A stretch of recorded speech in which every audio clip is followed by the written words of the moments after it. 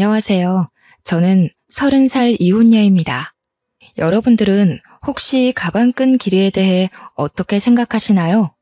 다들 인생에 있어서 가방끈 길이가 많은 영향을 미치지 않았나요? 저는 대학생 때 임신해서 어린 나이에 결혼하고 결혼 생활 내내 학식 교양을 넘치도록 좋아하는 시어머니에게 미치도록 시달렸어요. 하지만 인생사 세옹지마라 할까요? 사랑하는 아이가 있었기에 저는 다시 일어설 수 있었답니다. 결혼에는 한 번 실패했지만 인생에는 실패하지 않은 제 이야기를 꼭 들려드리고 싶습니다. 제가 대학교 1학년 때 2년 선배였던 남편을 만났어요. 남편은 듬직하고 자상하고 유머 감각도 있어서 후배들에게 인기가 많았고 저는 짝사랑하는 처지였어요. 남편이 제 첫사랑이었죠. 그냥 아는 사이로만 지내면서 고백도 못하고 눈치만 살피고 있었어요. 당시 저희 집은 2층 집에 살면서 1층에는 작은 식당을 하고 있었어요. 부자는 아니었지만 동네에서 그래도 입소문이 나 있었어요. 사람들이 저희 부모님을 법 없이도 살 사람들이라 부르곤 했죠. 부모님이 서로 존댓말을 쓰실 정도로 사이가 좋고 외동딸인 저를 끔찍이 아껴주며 키우셨어요. 저희 부모님이 뭐든 다 들어주는 부모는 아니었지만 저한테 필요하거나 제가 꼭 하고 싶다는 건 어떻게든 해주시는 분들이셨습니다. 어릴 적부터 크게 과외를 받거나 하지 않아도 성적이 좋았고 운동이든 뭐든 다 잘했어요. 승부욕이 있는 편이었는데 이상하게 물러터진 데가 있어서 친구들한테 뒤통수를 맞을 때가 있었어요. 저희 아빠를 닮은 거였어요. 저희 아빠는 예전부터 사람이 무르다는 소리를 종종 들었는데 저도 아빠의 그런 성격을 물려받아서 싫은 소리를 잘 못했어요. 그러다 결국 아빠가 친구한테 빚 보증을 잘못 써서 우리 집과 식당 건물이 통째로 넘어가 버리고 말았습니다. 평생에 걸쳐서 마련한 재산을 홀랑 날려버린 거였어요. 저희 가족은 하루아침에 길바닥에 나앉는 신세가 됐습니다. 빚 도촉장들로 가득 찬 지하방에서 나와 학교로 가는 심정은 처참했어요. 엄마는 남의 집 일을 하며 마음고생을 하느라 하루가 다르게 얼굴이 상하고 손이 거칠어지는 게 보일 정도였고 아빠는 집에 잘 들어오질 않아 만날 수도 없었습니다. 여태껏 열심히 살아온 두 분이 스스로에 대한 믿음을 잃고 모든 걸 포기할까봐 그게 제일 무서웠던 것 같아요. 친구들은 축제다 뭐다 밝고 행복하기만 한데 제 주위에만 회색 구름이 짙게 드리워 있는 것 같았어요. 수업에도 집중이 안 되고 내가 지금 뭘 하고 있는 건가, 뭘 해야 하는 건가 생각만 들더군요. 그러다가 어느 날은 학생회관 앞 자판기 앞에서 저도 모르게 쪼그리고 앉아서 무릎에 얼굴을 묻고 있었어요. 그때 누가 제 이름을 부르더군요. 고개를 들어보니 제가 좋아하던 선배가 거기 있었어요. 여기서 뭐 하냐면서 저를 벤치로 데리고 가서 따뜻한 코코아를 뽑아줬어요. 그리고 제 얘기를 들어줬습니다. 그때까지 누구한테도 힘든 내색을 하지 못했던 저는 쏟아내는 슬픔과 걱정, 억울함, 불안한 미래에 대한 막막함 같은 것들을 털어놨어요. 선배는 제 얘기를 가만히 들어주고 제 등을 토닥여주더라고요. 그날 마셨던 코코아 맛이 오래도록 생각날 정도로 그날은 제 인생에서 가장 따뜻한 날 중 하나였어요. 그날부터 선배는 제가 밥을 먹었는지 또 혼자 축 처져 있진 않은지 저를 살피고 살뜰하게 챙겨주기 시작했습니다. 또 사주고 과제도 챙길 수 있게 물어봐주고 과 모임에서 소외되지 않게 꼭 저를 챙겼어요. 나중에 보니까 남편은 그렇게 누가 됐든지 간에 다른 사람이 힘들어하는 걸 그냥 지나치지 못하는 성격이었더라고요. 이럴 때일수록 더 열심히 먹고 열심히 놀고 열심히 공부해야 하는 거야. 알겠지? 저는 남편이 그럴 때마다 고맙다는 말도 제대로 못하고 괜한 입술만 달싹이곤 했어요. 과 모임에서 술을 많이 마신 날 저를 집 앞까지 데려다준 선배의 팔을 붙잡으며 가지 말라고 했어요. 선배랑 떨어지기 싫다고요. 결국 우린 연인이 됐습니다. 저는 선배 없이는 하루도 살 수 없는 사람이 되고 말았어요. 뭐든 선배가 챙겨주다 보니 선배가 없으면 사는 게 사는 것 같지 않을 정도였어요. 너무 많이 기대서였을까요? 사귄 지 1년 만인 2학년 가을에 임신을 했다는 걸 알게 됐습니다. 생리가 늦어지는 줄도 모르고 있다가 알게 됐을 땐 이미 3달이 넘어 있었어요. 망연자실했죠. 도무지 어떻게 해야 할지 알 수가 없었어요. 남편도 아직 졸업하려면 한참 남았고 저희 집에서는 아무런 지원도 받을 수 없는 상황이었죠. 저는 어쩔 수 없이 학교를 쉬어야 했지만 남편이라도 하루라도 빨리 취직할 수 있게 준비하는 게 낫다고 판단했어요. 저희는 부랴부랴 혼인신고만 하고 결혼식은 조촐한 식사로 대신한 다음 시댁으로 들어갔어요. 당시 시댁은 24시간 국밥집을 하고 있었어요. 시댁은 처음부터 저를 안 좋아했어요. 특히 시어머니는 면전에 대고 막말을 하는데 보통 독한 사람이 아니더군요. 첫날부터 단단히 잘못 걸렸다는 촉이 오고 머릿속에 비상벨이 왱왱 울리는 느낌이었습니다. 하지만 어쩌겠습니까? 이미 아이가 생겨버렸는데요. 결혼을 해버렸는데요. 시어머니는 대놓고 저에게 우리 아들은 대기업에 들어가 앞길이 탄탄대로일 텐데 너 때문에 내 금쪽 같은 아들 발목이 잡혔다라고 했어요. 제가 공부를 못 마친 걸 가방끈이 짧다고 표현하며 툭하면 구박하기가 일쑤였죠. 학식 있고 교양 있는 것에 대한 로망이 있는지 툭하면 자기네 집안은 훨씬 더 좋은 집안의 교양 있는 며느리를 얻을 수 있었다고 했어요. 제가 없는 데서도 툭하면 제 흉을 봤어요. 시아버지나 친척들에게 베어먹지도 못한 애가 우리 집안에 맨몸으로 오다니 이게 무슨 날벼락이냐고 하소연하는 걸 여러 번 들었죠. 저는 아들을 낳자마자 산후조리도 제대로 못하고 시부모네 식당을 도와줘야 했어요. 식충 취급하는 소리가 벽을 뚫고 들어오는 것 같아서 도저히 가만히 있을 수가 없었죠. 피덩이 같은 아기를 업고 식당에서 밤늦게까지 일을 했어요. 집에 들어가면 또 집안일을 해야 했는데 너무 바쁘고 눈치가 보이니까 그게 너무하다는 생각도 못하고 살았어요. 시어머니는 제가 힘들어서 조금이라도 쉬려고 하면 네가 무슨 큰일을 한다고 힘들다고 야단이냐면서 야단법석을 떨며 면박을 줬어요. 집에 들어왔으면 시아버지 잠자리도 봐드리고 집안일을 챙겨야지. 어디 새파랗게 젊은 것이 집에 들어오자마자 방 안에 틀어박혀? 못 배워먹은 티 내는 거냐? 가방끈이 짧으면 노력이라도 하라고 했지? 어머니, 저 하루 종일 일하고 오늘 지훈이 아파서 병원에 뛰어갔다 왔잖아요. 저도 지금 열이 나고 몸에 기운이 하나도 없어요. 조금만 누워있다 할게요. 으이그, 그러게. 저렇게 복 없이 생긴 애들은 꼭 생긴 대로 논다니까. 그러게. 저렇게 복 없는 애가 우리 아들 발목을 잡게 내버려뒀으니 원. 손주 새끼 봐서 참지. 애미라고 있는 게 없는 집에서 못 배워먹어 교양 없는 티를 팍팍 내니 애까지 닮을까봐 걱정이다. 걱정. 처음에는 시어머니에게 대들지는 못하고 남편에게 하소연했어요. 그런데 결혼 전에는 그렇게 저를 끔찍이 아껴주던 남편은 네가 시어머니에게 맞춰야 한다면서 하나도 힘이 되어주지 않았어요. 어머니는 왜 자꾸 나한테 가방끈이 짧다고 하시는 거야? 내가 무슨 가방끈이 짧아. 나 우리 학교도 수석으로 입학했고 내내 꽈탑 놓치지 않을 정도로 공부 잘했는데 나이 드신 분들이 다 그렇지 뭐. 그냥 하는 말씀이니까 너무 귀담아 듣지 마. 어머니가 예전부터 나를 좋은 집안에 장가 보내고 싶어 해서 그래. 어릴 때부터 노래를 불렀다고. 우리 결혼할 때 너네 집에서 아무 지원도 못 받은 건 사실이잖아. 조금만 참으면 어머니도 다 이해하실 거야. 처음부터 끝까지 참고만 있잖아. 언제까지 저렇게 막말하시는 걸 참아야 해? 우리 어머니 그렇게 나쁜 분 아니야. 두 아들 키우느라고 얼마나 애를 쓰셨는데. 네가 우리 집에 들어와서 그거 하나 이해 못해줘?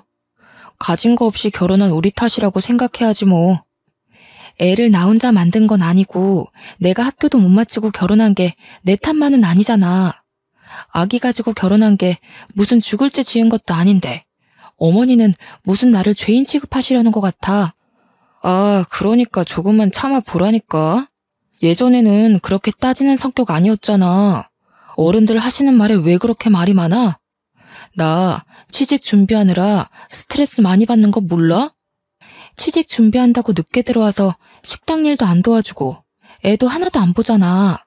아까 말했듯이 애를 나 혼자 만든 것도 아닌데 내가 왜 전부 다 뒤집어 써야 하는데? 뒤집어 씌운다니 무슨 말을 그렇게 해? 얘가 진짜 갈수록 말 조심해. 내가 나 혼자 편하자고 이 고생하는 거야? 다 너랑 우리 지훈이 데리고 잘 살아보려 그러는 거잖아. 안 그래도 힘든데 왜 너까지 찡찡거려?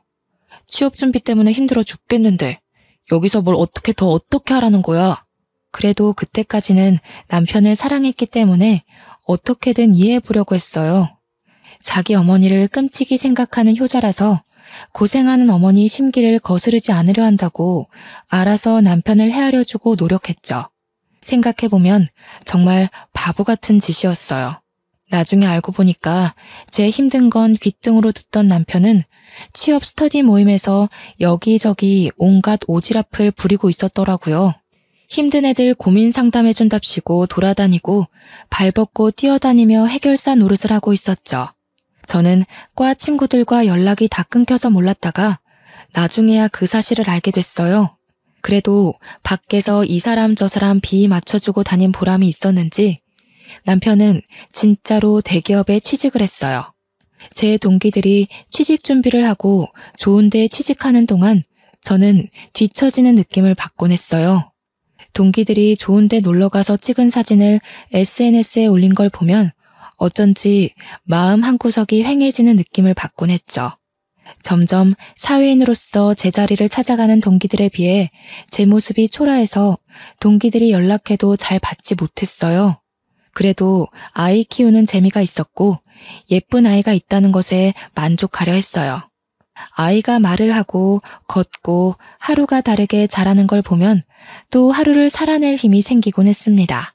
지금 생각하면 저는 어릴 때부터 커리어 우먼이 꿈이었는데 왜 그런 소박한 현실에 만족하고 구박대기 노릇을 감내했는지 알 수가 없어요. 상황에 적응하는 것도 좋지만 자기 가치를 스스로 낮추는 행동을 하면 안 된다는 걸 지금은 깨닫게 됐습니다. 그러다 애가 3살이 되던 해에 남편 형이 뒤늦게 결혼한다고 신부감을 데려왔어요. 그 집은 큰아들을 어떻게든 판검사 만들려고 애를 써왔더군요. 사자 들어가는 걸 워낙 좋아하는 집이니까요. 아주버님은 사법고시 폐지되고 로스쿨 준비로 몇 년을 또 허송세월하다가 30이 훌쩍 넘겼죠. 그래도 연줄이 있어서 30 중반에 대형 로펌 경영지원실에 취직을 했어요. 무슨 재주가 있었는지 결혼하겠다고 데려온 여자가 대학 교수라는 거였어요. 듣고 보니 교수는 아니고 어느 지방 대학 강사였죠. 그래도 젊은 여자가 박사학위까지 있는 데다 대학에서 강의까지 한다니 교양 학식 좋아하는 시어머니 입이 다 찢어졌습니다. 며느리가 될 사람 직업뿐 아니라 집안도 금융정보회사를 소유하고 있는 엄청난 부자라고 그렇게 좋아하는 거였죠. 예비 형님이 강의한다는 대학이나 그 집안이 운영한다는 금융회사나 저는 들어본 적도 없는 데였지만 그게 무슨 상관이겠습니까? 그렇게 돈돈거리는 집안이니 아주버님이 그런 집안 여자랑 결혼하는 게 어떻게 보면 당연한 일이었죠. 그 집안은 처음부터 돈을 아주 물쓰듯 쓰더군요. 한 번은 형님이 그냥 우리 집에 다녀왔는데 시어머니가 지나가는 말로 김치 냉장고가 오래됐다고 한 적이 있어요. 그랬더니 다음 날로 새 김치 냉장고가 배달되는 게 아니겠어요? 부자는 다르긴 다르구나 하면서도 참 씁쓸하더라고요. 그놈의 돈이 뭔지. 시어머니는 대놓고 큰 며느리만 보면 뭐가 필요하다, 뭘 새로 사야 한다고 늘어놓았어요. 그리고 큰 며느리의 씀씀이에 비교해 저를 더욱 가차없이 깎아내렸습니다. 역시 대학에서 강의하는 사람은 다르다니까. 우리 큰 며느리는 하고 다니는 것부터 말투까지 어쩜 저렇게 귀티가 나는지. 이번에 큰애가 바꿔준 소파가 이게 글쎄 이태리제 가죽이래요. 우리 큰아들이 판검사는 못됐어도 와이프 복은 있지 뭐냐. 내가 큰며느리만 보면 콧노래가 절로 나온다니까. 어머니 얼굴이 요즘 활짝 피셨네요. 그에 비해 작은 아들은 에휴, 도대체 좋은 대학 보내서 좋은 데 취직시키면 뭐하냐? 저런 여자랑 사는데. 죽 써서 개 줬지 뭐. 너 이태리제 가죽 만져봤어? 네 형님 덕에 여기 앉아볼 수 있는 걸 행운으로 생각해라. 저는 거기 앉을 시간도 없어요. 큰애는 이렇게 집안에 도움이 되는데 너는 도대체가 집에서 하는 게 뭐냐? 시집 올 때 땡전 한 푼 없이 왔으면서 제대로 하는 것도 하나도 없고 가방끈이 짧아서 그런가 염치 없는 것도 집안 내력인지. 애 키우는 게 힘들잖아요. 동서도 열심히 하는데 너무 그러지 마세요. 애 키우는 게 무슨 유세 부릴 일이야? 지가 열심히 하는 게 뭐가 있어. 요리를 잘해? 그렇다고 돈을 잘 벌어와. 아니면 뭐 교양이 있어서 애를 영재로 키워? 그러면서 맨날 힘들다. 우리 때는 애 키우면서 밭도 갈고 집안 어른들까지 모셨어. 엄살 부리지 말라 이거야. 그게 다 가방끈 짧은 티를 내는 거라니까. 어머니, 제가 무슨 가방끈이 짧다 그러세요. 오빠랑 똑같은 대학에 제가 성적도 훨씬 더 잘 나왔는데. 성적 잘 나오면 뭐해? 네가 지금 그 잘난 성적 가지고 할 수 있는 게 뭐가 있어? 성적 잘 나와서 애를 잘 키워? 식당 일을 잘해서 장사가 잘 되게 해. 나가서 땡전 한 푼 벌어올 수 있어? 네 형님처럼 가서 대학생들을 가르칠 수 있어? 시어머니는 명절이나 집안 행사가 있을 때도 저한테만 일을 시켰어요. 큰며느리는 학생들 가르치느라 바쁘니까 집에 와서는 쉬어야 한다면서요. 형님 네애가 집에 올 때마다 한우며 명품이며 비싼 선물을 잔뜩 들고 오니까 아예 손님 취급을 하더군요. 저를 집안의 일꾼, 노예 취급하는 거랑은 완전히 반대였습니다. 시어머니는 큰며느리가 명절에 해외여행을 간다고 해도 흔쾌히 보내줬어요. 해외여행 다녀오면서 명품 선물을 사왔기 때문에 오히려 여행 가는 걸 반겨하는 눈치였어요. 하루 종일 식당에서 일하면서 애까지 보느라 음식 냄새 배고 김치 국물 묻은 옷을 입고 다니는 제 모습에 비해 형님은 명품으로 휘감고 다녔죠. 시어머니는 그걸 또 비교해서 저를 깔아뭉갰습니다. 너는 네 형님 좀 보고 배워라. 저 스카프 좀 한번 봐. 하기는 저렇게 우아한 거는 아무나 소화할 수도 없지. 너는 어떻게 된 애가 나이가 5살 많은 큰애보다 늙어 보이고 후줄근해 하냐? 에그 젊은 애가. 너도 거울 좀 보고 좀 꾸미고 다니고 그래라. 남들 보기 창피하지도 않니? 우리 형우가 밖에 나가서 너 때문에 창피하면 어쩌려고. 채통이라는 것도 모르니? 하기는 품이라는 걸 배워본 적이 없을 테니. 어머니, 제가 꾸밀 시간이 어디 있어요? 하루가 36시간이라도 모자란 사람이 저예요. 그리고 저번에 제가 5만 원짜리 윗돌이 하나 사왔다고 며칠 동안 뭐라고 그러셨잖아요. 옷도 못 사고 미용실 갈 시간조차 없는데 제가 무슨 재주로 꾸미고 다녀요. 저라고 뭐 안 꾸미고 싶어서 안 꾸미는 줄 아세요? 친구들 예쁘게 하고 좋은 데 놀러 가는 거 보면 저라고 안 부러운 줄 아세요?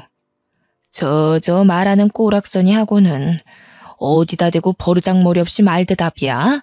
한시라도 못 배운 티를 안 내면 곧불이 나지.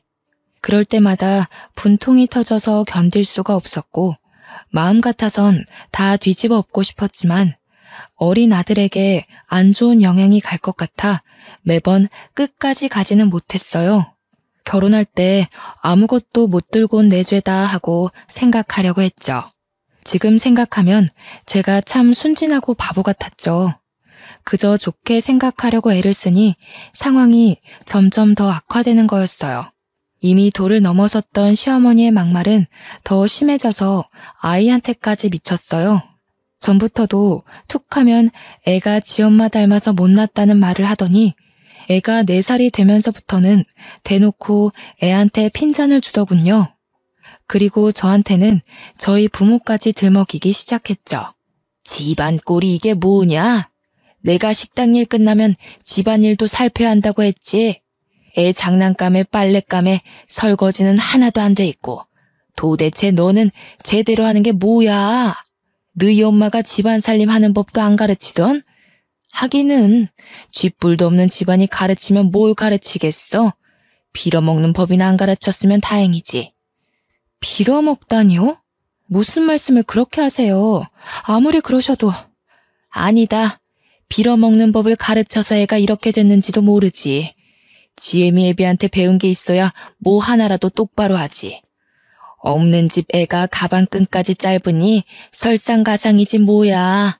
지 아들한테도 똑같이 가르칠까봐 겁난다. 겁나. 아니 어머니, 저희 엄마 아빠는 왜 건드리세요? 그렇게 말씀 함부로 하시면 저도 못 참아요. 저희 엄마 아빠가 얼마나 열심히 사시고 바른 분들이신데요. 저를 얼마나 귀하게 키우셨는데요. 귀하게 키워서 네가 그 모양 그 꼴이냐? 어떻게 키웠을지 뻔하지. 내가 너를 보면 너희 부모를 모르겠어? 내 눈은 못 속인다, 이 염치 없는 거사. 저희 엄마 아빠 주변에서 다 법 없이도 사실 분들이라고 하셨어요. 저희 엄마 아빠는 집안에서 함부로 큰 소리도 내지 않는 분들이세요. 어머니처럼 함부로 남의 험담하는 분들이 아니시라고요. 뭐야? 이 가방끈 짧은 년이 지금 나한테 뭐라고? 그러니까 내가 너를 보면 네 부모를 안다고 하는 거야. 어디 버르장머리 없이 시어머니한테 꼬박꼬박 말대답을 해? 네가 그렇게 못 배워먹은 티를 내니까 니네 아들이 배우잖아. 시어머니는 제 아들을 다른 사람들에게 자랑할 때는 우리 손주 하시면서 저한테 흉볼 때는 니네 아들이라고 부르면서 깎아내렸습니다. 어떨 때 보면 손주라고 생각하는 건지 원수의 자식이라고 생각하는 건지 헷갈릴 정도로 어린애한테 꼬투리를 잡고 흉을 보더군요. 한날은 애가 밥을 먹다가 옷에 음식이 떨어져서 얼룩이 좀 생겼어요. 그걸 본 시어머니가 쯧쯧거리면서 애한테 이러는 거였습니다. 에휴, 진짜 내가 저럴 줄 알았지. 지 엄마네 가족 닮아서 하는 짓이 어찌나 없어 보이는지. 지 엄마 닮아서 밥도 빈티나게 먹네. 그날 아이를 재우면서 많이 울었습니다. 잠든 아이를 쓰다듬고 또 쓰다듬었어요. 참아야 한다. 우리 지훈이를 위해 내가 못할 일이 뭐가 있겠나.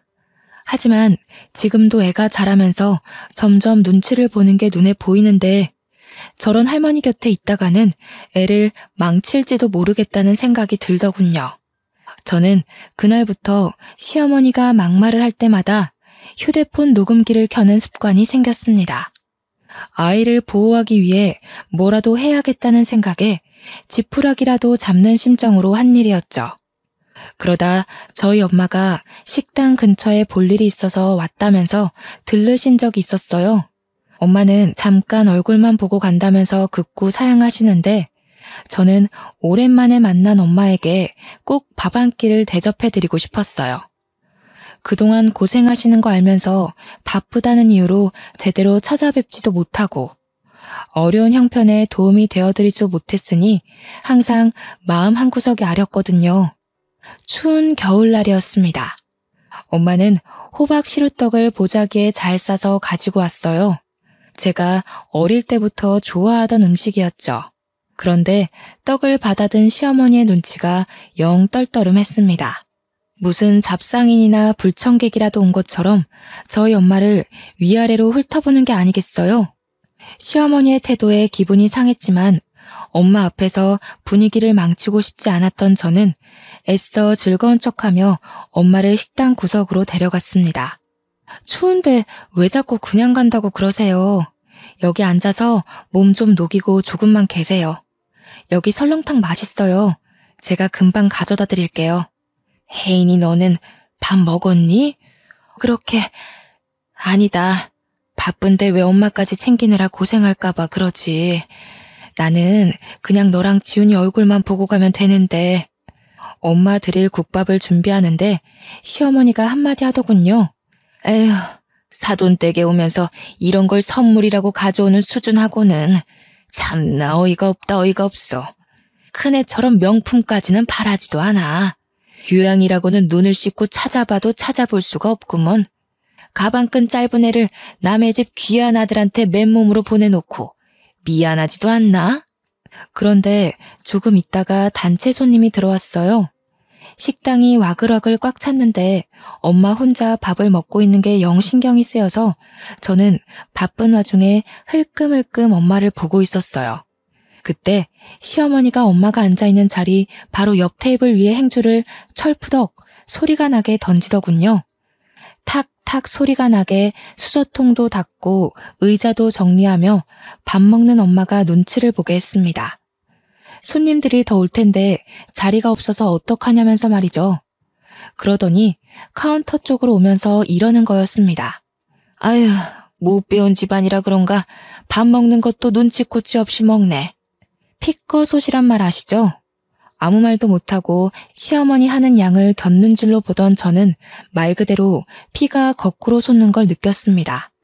혹시 엄마가 들었을까봐 조마조마하면서 엄마 쪽을 쳐다봤어요. 다행히 엄마는 못 들었는지 아무렇지 않은 표정으로 밥을 마저 다 드시더라고요. 그날 저녁 빨래를 개고 있는데 시어머니가 안방에서 시아버지게 하는 말이 들렸습니다. 우리 엄마 흉을 보더군요. 큰며느리네는 좋은 식당을 예약해서 대접하는데 안 그래도 딸을 빈손으로 보낸 주제에 코딱지만한 식당에 와서 꾸역꾸역 밥을 먹고 있다면서요. 저는 개고 있던 수건을 그대로 팽개치고 방으로 들어왔습니다. 하루 종일 뼈 빠지게 일해서 돈 벌어주는데 엄마에게 밥 한 끼를 대접해드리는 것도 눈치를 봐야 한다는 사실에 저는 이성의 끈을 놓치고 말았습니다. 그리고 밤늦게 돼서야 집에 들어온 남편에게 오늘 있었던 일을 말하면서 따졌습니다. 나를 무시하는 것까지 그렇다 치려 했지만 지훈이랑 우리 엄마 아빠한테까지 함부로 굴고 막말하는 건 못 참아. 이제 더는 못 참는다고. 내가 이 집 노예야? 솔직히 나 없으면 식당 운영할 수나 있어? 하루 종일 일하고 애까지 보는데 내가 우리 엄마한테 밥 한 끼 못 대접해줘? 내가 너네 엄마 밥 주지 말라 그랬어. 하루 종일 일하고 온 사람한테 생 난리를 치네. 왜 별것도 아닌 것 가지고 난리를 치고 그래. 엄마 들으면 어쩌려고. 뭐라고? 지금 그걸 말이라고 하는 거야? 나는 어떻게든 오빠 맘 편하게 해주려고 지훈이 잘 키워보려고 꾸역꾸역 다 참아왔는데 어떻게 오빠가 나한테 이럴 수가 있어. 맨날 늦게 들어오고 일 때문이라고. 나는 일주일에 외출 한 번 못하는데 혼자 밖에서 놀러 다니니까 좋아? 목소리 낮추라고 했지. 얘가 진짜 점점 왜 이래?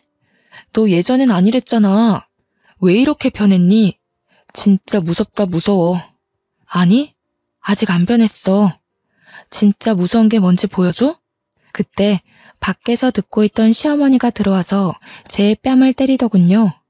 무슨 일인지 상황 파악을 못해 멍하고 있는 저에게 시어머니는 어디서 큰 소리를 내냐, 못 베어먹은 티를 낸다면서 소리를 질렀어요. 그리고 머리채까지 잡아당겼습니다. 저는 저도 모르게 시어머니 머리끄덩이를 같이 잡아당겼어요. 제가 무슨 일을 하고 있는지조차 모를 정도로 화가 나 있었어요. 그날 밤을 뜬 눈으로 지새운 저는 아침 일찍 짐을 챙겨 그 집에서 나왔습니다. 아들에게 한마디도 못하고 나오는 것이 걸렸지만 아들 얼굴을 보면 도저히 발이 떨어지지 않을 것 같았어요. 그 길로 저는 신림동 고시촌으로 들어갔습니다. 엄마 아빠가 보고 싶었지만 친정에 가면 두 분이 슬퍼하실까봐 도저히 갈 수가 없었어요. 고시원을 얻어 짐을 풀고 대학 때부터 고민만 하다 제대로 시작하지 못한 행정고시 공부하기 시작했어요. 아이를 낳은 뒤에도 미련을 못 버리고 있었기에 일사천리로 준비해 공부에 돌입할 수 있었습니다. 남들은 학생 때부터 죽어라 해도 어려운 공부를 몇 년 공백 끝에 시작하는 건 결코 쉽지 않은 일이었어요. 하지만 분노로 눈이 돌아버린 상태였기에 오히려 다른 거에 신경 안 쓰고 공부에 집중이 잘 되더라고요. 그때가 저희 부모님이 어렵게 빚을 갚고 돈을 모아 신림동에서 작은 식당을 다시 열었을 때였어요. 식당이라고 하기도 뭐할 만큼 허름한 곳이었지만 두 분이 다시 힘내서 마련한 자리였죠. 한날은 제가 모의시험 점수가 영 안 나와서 실망한 마음에 걸어 다니다가 저도 모르게 엄마 아빠 식당 쪽으로 걸어갔어요. 그전에는 혹시 눈에 뜨일까봐 그쪽으로는 가지도 않았거든요. 가게에 들어서자마자 엄마가 제 얼굴을 보시더니 저를 안고 막 우셨습니다. 저는 깜짝 놀랐어요. 엄마가 하는 말이 엄마 아빠가 못나서 네가 공부도 제대로 못 마치고 시댁에서 구박받고 산다는 거였어요. 저는 아니라고, 내가 악이 가져서 그런 거라고, 내가 실수해서 그런 건데 왜 엄마가 미안해 하냐면서 엄마랑 붙잡고 같이 울었어요. 그리고 그 집에서 나와 다시 공부 시작했다고 엄마에게 털어놨죠. 엄마는 깜짝 놀라더라고요. 그래도 그 집으로 다시 들어가라는 말은 절대 안 하셔요. 그날 저녁 고시원에 들어왔는데 아빠로부터 문자가 와 있었어요. 아빠가 미안한 게 참 많다고, 네 공부는 무슨 수를 써서라도 지원해 줄 테니까 아무 걱정하지 말고 공부에만 집중하라는 거였죠. 눈물이 핑 돌았어요. 열심히 사시다 그런 건데 엄마 아빠는 뭐가 그렇게 자꾸 미안하다고 그러시는 건지. 그리고 그런 생각이 들더라고요. 나도 열심히 하다가 그런 뿐이니까 나도 나를 탓하지 말자고요. 그리고 저는 무섭게 공부했습니다. 같이 공부한 애들이 뭐 먹으러 가자고 해도 저는 그 시간에 한 자라도 더 보려고 끼니를 대부분 김밥으로 때웠어요. 고시생들도 스트레스 푼다고 스터디원들끼리 술도 마시고 저희들끼리 친목도 다지고 그러거든요. 저는 도저히 그렇게 여유를 부릴 수가 없었어요. 집에서 절 찾고 있을 아들을 생각하면 1분 1초도 허투루 쓸 수가 없었죠. 집 나온 지 한 달쯤 지났을 때 남편에게 전화해서 아들을 보러 가겠다고 했어요. 그때까지 전화고 문자고 다 무시하다가 연락을 하니까 남편이 왜 집에 안 오냐며 생 난리를 치더군요. 저는 밖에서 아이를 만나 피자를 사주면서 엄마가 지금 사정이 있어서 너랑 같이 살 수가 없다고 조곤조곤 말해줬어요. 아들은 저를 보자 눈물을 흘리더라고요. 그 어린 것이 소리도 못 내고 우는데 얼마나 가슴이 아프던지요. 지훈아, 엄마가 미안해. 정말 미안해. 엄마가 정말 열심히 해서 꼭 성공해서 지훈이 데리러 올게. 알았지? 약속. 이해하기 힘들었을 텐데 착한 아들은 그래도 고개를 끄덕여줬습니다. 그 뒤로 2주에 한 번씩 주말에만 아들을 만났어요. 시어머니는 주기적으로 저에게 전화해서 애 버리고 나간 년이 무슨 염치로 애를 만나냐면서 소리를 질렀어요. 애가 너 닮아서 못 배운 티 나는 집만 골라서 한다느니, 애가 보면 볼수록 덜 떨어졌느니 하면서 아이 욕도 하고요. 애한테까지 인신공격하는 시어머니의 말을 저는 모조리 녹음해뒀습니다. 시어머니한테 구박받고 있을 아이를 생각하면 당장이라도 그 집에서 빼오고 싶었지만 지금으로선 내가 성공하는 것밖에는 방법이 없다는 걸 인정해야 했습니다. 정말 죽었다 생각하고 공부한 것 같아요. 그렇게 공부한 지 2년째 되던 해 결국 행정고시 재경직에 합격했습니다. 주변에서도 그렇게 빨리 합격하는 사람 처음 봤다면서 깜짝 놀라더군요. 공부를 늦게 시작했어도 빨리 합격했기 때문에 공무원으로 그렇게까지 늦은 나이가 아니었죠. 좋은 일이 하나 더 있었어요. 제가 공부한 지 1년쯤 지났을 때 아빠가 보증을 서줬던 친구가 돌아왔어요. 아빠의 절친이었던 그분은 자기를 늘 미안했다면서 사과를 하셨어요. 막혀있던 돈이 들어왔다며 아빠가 손해본 돈보다 더 많은 돈으로 갚아줬어요.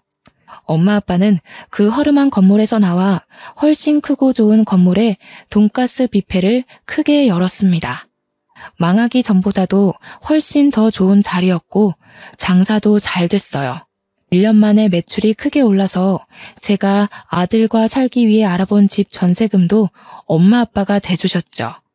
이제 임용만 기다리면 됐고 탄탄대로인 것 같았지만 한 가지 걱정거리가 있었어요. 시댁에서 아이를 순순히 내줄 리가 없었으니까요. 하지만 저는 무슨 일이 있어도 제 아들을 그 집에 그냥 두지 않으리라 다짐했고 사활을 걸기로 했습니다. 처음에는 남편을 만나 좋게 이야기를 풀어보려고 했습니다. 그런데 남편은 애 이야기는 안 하고 자꾸 딴소리만 하는 거였어요. 네가 이렇게 빨리 시험에 붙을지 누가 알았겠어. 내가 네 가치를 몰라봤던 것 같아. 그래도 네가 있을 때가 좋았어. 내가 너한테 참 잘 못해줬지. 지금 생각해보면 내가 좀 너무했던 것 같아. 우리 대학 때 참 좋았잖아. 둘이 같이 있으면 무서울 것도 없고 행복했는데. 그러면서 은근슬쩍 집에 안 돌아오냐고 저를 떠보더군요. 내가 미쳤다고 그 집에 들어가냐는 말을 삼키고 저는 남편을 따라 시댁으로 갔습니다. 아이가 어떻게 지내고 있는지 제 눈으로 확인해야 했어요. 그런데 평소라면 불을 환히 밝혀놨을 국밥집이 웬일인지 불이 꺼져 있는 게 아니겠어요? 시댁에 들어서니 시어머니는 없고 초상난 집처럼 휑한 게 무슨 일이 있는 게 분명해 보였어요. 그리고 저는 보고 말았습니다. 거실 테이블에 있는 주택담보대출 서류를요. 저는 서류를 들고 남편을 추궁했어요.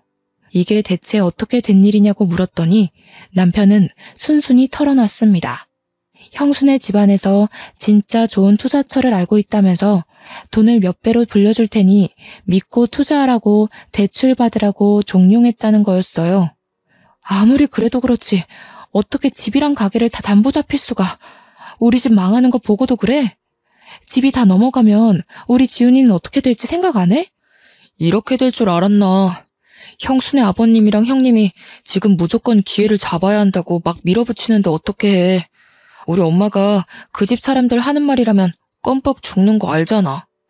그 집처럼 돈 펑펑 쓰고 살게 될 줄 알았지 뭐. 근데 알고 보니까 그 집안, 그 집 사람들 다 말을 말아야지. 무슨 말이야? 왜 말을 하다 말아? 그러게, 내가 전부터 그랬잖아. 돈이라는 건 정직한 거라고. 공짜로 돈 벌어준다는 사람들은 의심부터 해야 한다고 했잖아. 그 집 사람들 처음부터 좀 이상했어. 왜 순진무구하게 그 사람들 말을 다 믿고 그래? 아, 그러게 말이다. 네 말을 들었어야 하는데. 그 집 사람들 지금 주식 조작으로 잡혀갔어.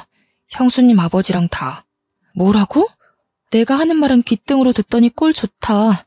이제 어쩔 거야? 모르겠어. 나도 모르겠어, 혜인아. 우리 이혼 다시 생각하면 안 될까? 지금 형이랑 형수도 이혼하는 판에 나까지 이혼하면. 집에 돌아가서 TV를 틀어보니 뉴스에서 형님네 집안에서 운영한다던 금융정보회사 이야기가 나오고 있더군요. 그 집 가족들 다 줄줄이 구속됐다는 거였어요. 그때가 또 한창 모 연예인의 박사학위 논문 표절 사건으로 떠들썩할 때였어요. 그런데 전문대 강사도 박사학위 논문 표절이라는 제목의 뉴스에 나오는 실루엣과 대학 이름이 어디서 많이 보던 거였어요. 저는 형님이 강의한다던 학교 홈페이지에 들어가 봤습니다. 거기엔 디자인과 땡땡땡 강사 박사학위 취소건에 대해 사과드립니다. 라는 제목의 게시물이 맨 위에 올라와 있었죠. 형님의 박사학위 논문이 표절률 85%로 취소된 거였죠. 학위 논문뿐 아니라 석사 논문까지 표절한 거였더군요. 시댁이 그렇게 좋아하던 교양과 학식, 그리고 돈까지 모두 사기였던 것입니다. 저는 더욱이 빨리 아이를 데려와야 한다는 생각에 마음이 급해졌습니다. 얼마 뒤 소송 준비가 끝났을 때 시어머니가 저희 엄마 아빠 식당에 찾아왔습니다. 무슨 바람이 불었는지 사기꾼 며느리한테서 받은 명품 스카프를 두르고 와서는 가게를 구석구석 살피더군요. 제법이구만. 못 배운 집이 가게 좀 크게 내봤자지. 어디 밥이나 좀 내와봐라. 얼마나 잘하는지 보자. 저는 시어머니란 인간은 꼴도 보기 싫고 말도 섞기 싫었었지만 아이 문제를 해결해야 했기에 침착하게 대꾸했어요.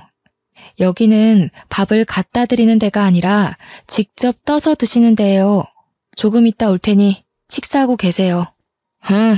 군뱅이도 구르는 재주가 있다더니 쟤까지 꽤 그래도 용 빼는 재주가 있었나 보지? 행정고시인지 뭔지 그거 합격하면 월급이 얼마나 되는지는 모르지만 말이다. 잘난 체 하지 말라 이거야. 애새끼 버리고 간 년이 잘 되면 얼마나 잘 되겠냐만. 내가 지훈이를 봐서라도 이제라도 용서를 빌면 용서해주마. 애한테는 그래도 엄마가 있어야지. 어머니한테 용서 빌릴 한 적 없어요. 이상한 소리 마시고 식사 안 하실 거면 나가세요.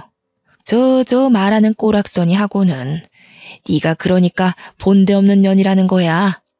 니까짓게 시험 좀 붙었다고 근본이 달라지는 줄 알아? 좋은 말로 할 때. 저는 시어머니 말을 무시하고 가버렸어요. 제가 변호사와 통화한 뒤 나가보니 홀이 난장판이 돼 있더군요. 시어머니가 밥을 안 떠준다면서 직원들에게 삿대질을 하고 머리채까지 잡은 거였어요. 정말 황당하기가 이를 데가 없었어요. 행패를 부리는 것도 정도가 있지. 시어머니는 그래도 분이 안 풀렸는지 고래고래 소리를 지르고 있었어요. 손님들은 물론 주방 직원들까지 나와서 미친 여자가 하는 꼴을 구경하고 있었죠. 아니, 어디서 서빙이나 하는 것들이. 밥을 가져오라면 가져올 것이지. 내가 너같이 천한 것들한테까지 무시당할 줄 알아? 당장 무릎 꿇고 사과해. 사과 안 해? 저는 주방으로 들어가 양동이에 물을 받아가지고 나왔습니다.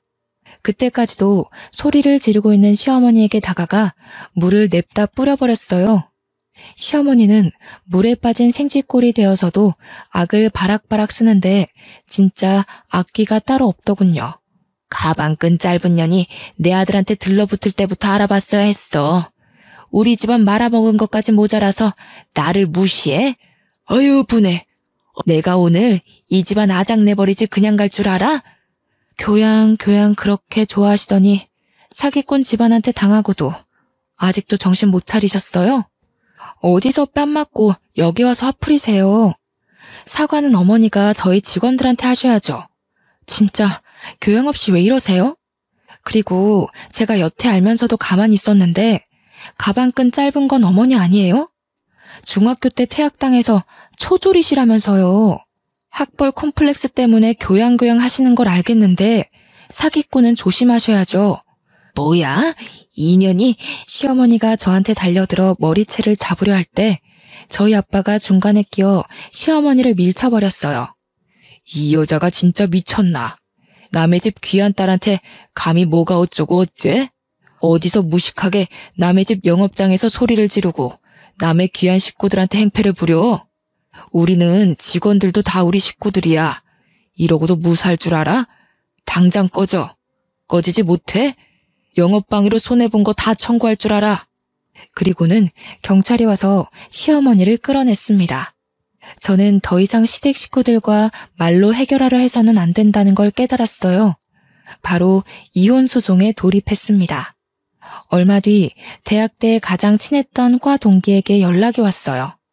친구는 졸업 직후 유학을 갔다가 돌아와서 저에게 연락한 거였어요. 친구가 하는 말은 충격적이었습니다. 친구네 사촌 오빠가 제 남편과 같은 회사에 다녀서 들었는데 남편이 같은 부서 유부녀와 정분이 나서 회사에서 쫓겨났다는 거였어요. 그 여자 남편이 회사에 찾아와서 난동을 부리는 바람에 임원 회의까지 소집되고 결국 회사에서 권고사직 시키기로 했다는 거였습니다. 들어보니 남편은 또 고민 상담 해준답시고 그 여자와 가까워졌다는군요. 이렇게 오지랖을 넓게 쓰더니 결국 제 발등을 찍은 거였죠. 이제는 화도 안 나더라고요.